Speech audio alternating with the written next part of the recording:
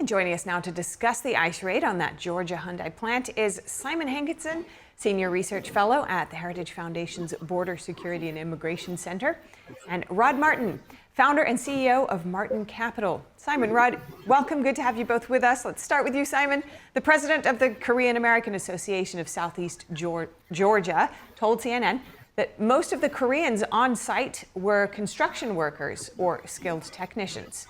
How common is this practice, bringing in illegal immigrants for this line of work?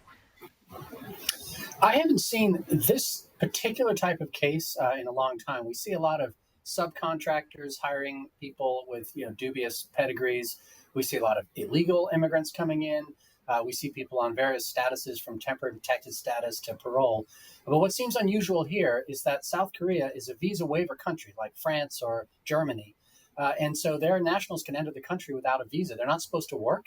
They're supposed to be here for less than 90 days. And it seems as if some of the several hundred that they caught working illegally were either on expired visas or using the visas for the wrong purposes or using the visa waiver program, as well as a few that were just blatantly here illegally and working illegally. So that's the unusual part. I don't know if it's a big misunderstanding or whether the subcontractors were lying to Hyundai or exactly what was at the root of this, but obviously it's an embarrassment for all concerned. And Rod, this plant was previously mentioned by then President Biden as an example of bringing American jobs home. Where do you think those plans got waylaid? Well, this is the thing. It's not just them. They're a good company. They make a great product. We're thrilled to have them in America. And we'd be thrilled to have their workers if they're needed. The president just made that clear in the clip you ran a minute ago. So why are they flouting our law? And the answer is simple. Everyone flouts our law. Everyone has been flouting our immigration laws for 25 years because they can. It's easier to get forgiveness than permission. And that has to stop, because this isn't just farm workers. This isn't just fruit pickers in the Central Valley. This is every industry, every company. And Tom Homan was exactly right to carry out this raid. If we can't get control of our border, we aren't really a country. Now, to that point, as we've seen, the numbers of illegal immigration, by whatever method, seem to be quite high at this point in history. And American workers themselves are facing severe challenges, both buying a home, also finding suitable work. Simon, what's the impact on Americans more broadly when illegal immigration appears in such numbers as we've seen here?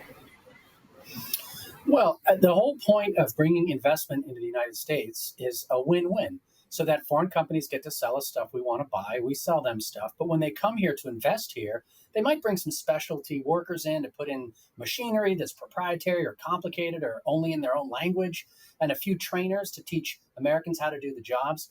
But fundamentally, it has to be about employing Americans. And a lot of states like Georgia, I believe, gave them a couple $1 billion in tax breaks to put this factory up. And that was so that they could employ Georgians who could then pay the taxes to make up that $2 billion. So that's what's missing here. Every time a foreign worker is in the United States not paying FICA and other taxes, they're taking a job away from Americans, and they're taking opportunities away from our children and our people. And Rod, what kind of oversight, if any, in such an instance where a company is receiving a lot of tax breaks and incentives, should be tied to this kind of agreement going forward? Well, at the very least, they should all be using E-Verify. And honestly, our government needs to be targeted in these raids to such point as they willingly comply. Right now, they simply don't see a need in many cases.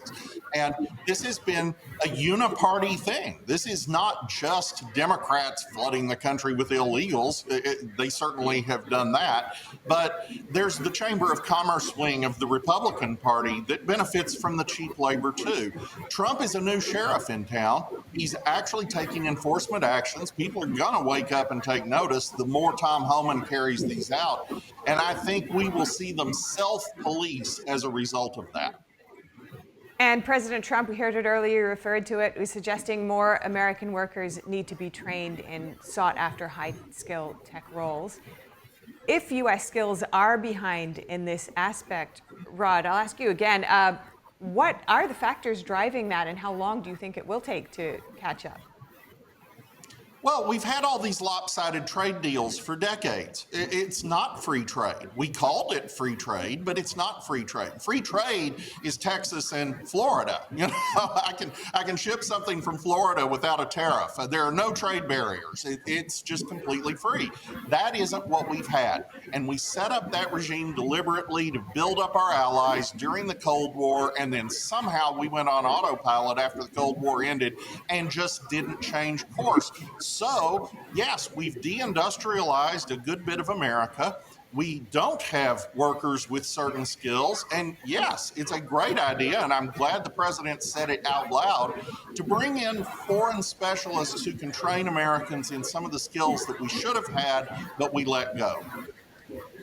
Simon, you mentioned the government is glad to have Hyundai here, and it's a great company overall. Should there be direct some kind of punishment or consequences for the company, for the employer who may have been a contractor, for the plant owner in this instance? They're probably going to work something out. This is not something that the Trump administration wants to see go south, and it's not something that Hyundai, which is a huge international corporation, wants to see go south. I don't think they want to break the law as a matter of habit. Whether or not they did this time, we'll find out. So they need to be very cautious about the subcontractors that they employ. And they need to make sure that they are obeying the rules on L visas, the intercompany transfer, the H-1B visas, the B visas, the visa waiver program. It's complicated. I did it for a living, but they can afford expensive lawyers, and they can do it the right way, as President Trump says, so that everybody comes out ahead, as opposed to exploiting foreign workers and enriching subcontractors at the expense of local people in Georgia and of the United States. So you mentioned quite a few programs there for guest workers within the U.S., legal pathways for highly skilled foreign workers. Why do you think it wasn't followed in this case, in the cases where it was found not to be legal? I would not want to speculate as to whether it was ignorance or deliberate. It's hard for me to imagine that a company as big and as well-funded as Hyundai would deliberately have 350 people working illegally on their factory and thought that they would never get caught. It's possible, but it seems unlikely. More likely is they were told by subcontractors that these were all legal workers, and some of them weren't. Their visa waiver. Like I said, you can get a small number of people on B visas to do highly technical training or install machinery. You can bring senior executives over on L visas. Those aren't permanent pathways, by the way. Those are temporary visas.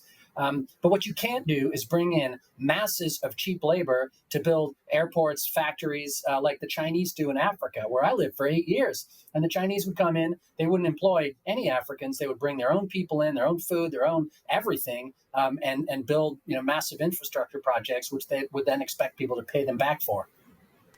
Now, Rod, you're a tech entrepreneur, a fund manager. You've also been dubbed a philosopher capitalist. How might capitalist principles be best applied here to balance individual freedom with legal frameworks? Well, the most crucial thing is just the most basic. We are a country of laws, not of men. There are rules you follow, and we apply them equally to everyone. And that has not been the case for a long time in the immigration area. I don't differ with anything that my fellow panelists just said, except this. I think it's been easier for too long to just ignore immigration law than to bother to follow it. And so they're sloppy around the edges. They're not necessarily intentional. They're just figuring they aren't going to get caught. And so we are in a position where this administration has to give enough consequences, nothing draconian, nothing horrifying. We let countless people into this country every year legally. It's amazing. We're the most generous country in that regard on planet Earth. That isn't going to change, but they have to follow the law. And that's what the Trump administration is about. And just to note, there are reports that the employer of the workers that have now been detained and are on their way back to South Korea was a contractor, so potentially not directly through Hyundai, but yet to be verified, though your observations still stand. Just lastly, Rod, you've said that this Hyundai bust is just the beginning. What else are you expecting? I expect that Tom Homan is going to go after people who don't expect to be gone after. I think he will do it in a targeted fashion that's intended to get the most bang for the buck. And I think he's going to make examples of some people so that everybody self-polices. This is not a system that we can probably police adequately from the federal level. But if you think there's a decent chance that you're going to run afoul of the law and there's actually going to be something happen as a result of that, you're going to take care of the problem yourself. And I think that's what we're about to see. Final thoughts, Simon? Look, I'm with Rod. I follow him on Twitter, and I don't think we're disagreeing here. The system has been abused for way too long. American workers have taken a back seat to international growth, and I think we took our eye off the ball. It's time to concentrate on rebuilding our country and making our system have some integrity again. All right. Thank you so much for your time today, Simon Hankinson, Rod Martin. Good to speak with you both. Thank you.